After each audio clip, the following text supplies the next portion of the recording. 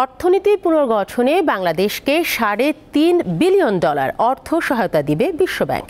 জাতিসংঘ সাধারণ পরিষদ অধিবেশনের সাইডলাইনে প্রধান উপদেষ্টা ডক্টর মোহাম্মদ ইউনূসকে এ আগ্রহের কথা জানান বিশ্বব্যাংকের প্রেসিডেন্ট অজয় বঙ্গ। এছাড়াও জ্বালানি ও সৌর বিদ্যুৎ খাতে বিনিয়োগের আগ্রহ প্রকাশ করেছে চীন।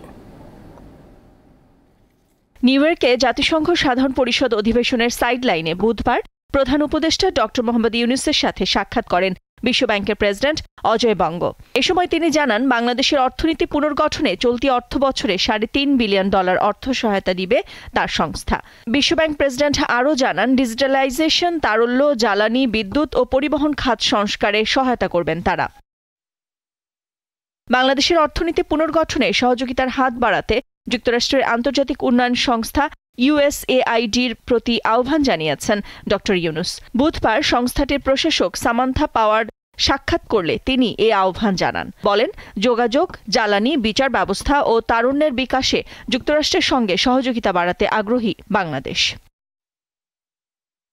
একই দিনে চীনের পররাষ্ট্রমন্ত্রী ওয়াং ই বৈঠক করেন বাংলাদেশ সরকার প্রধানের সঙ্গে। এ সময় তিনি জানান বাংলাদেশে সোলার প্যানেল প্রস্তুত করতে আগ্রহী চীনা বিনিয়োগকারীরা। বৈঠকে বাণিজ্যিক ও অর্থনৈতিক সম্পর্ক সুদৃঢ় করার মাধ্যমে কৌশলগত দ্বিপক্ষীয় সম্পর্ককে এগিয়ে নিতে আগ্রহ প্রকাশ করে দুই দেশ।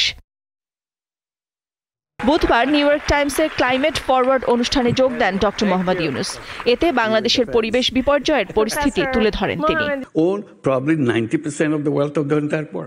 বিশ্বের 10% দেশের মানুষ উন্নত জীবনযাপন করছে এবং প্রতিনিয়ত উন্নত হচ্ছে, আর এ কুফল পড়ছে বিশ্বের বাকি 90% দেশের মানুষের ওপর।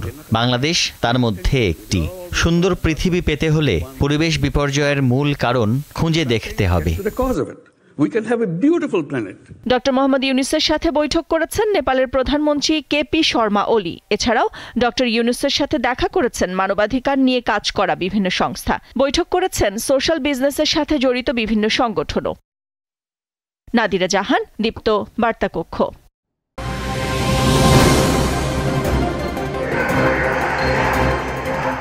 আমরা যদি সকলে একযোগে কাজ করি আমরা দারিদ্র্যকে জয় করতে পারব।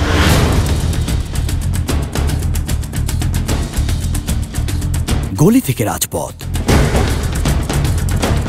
দেশ থেকে বিদেশ, শুধু ফুটবল কিংবা ক্রিকেট নয়, সংবাদ ও সংবাদের বিশ্লেষণ। দীপ্ত সংবাদ, সকাল 10টা, দুপুর 12টা, বিকাল 3টা, বিকাল 5টা, সন্ধ্যা 6টা 50 মিনিট এবং রাত 11টায়।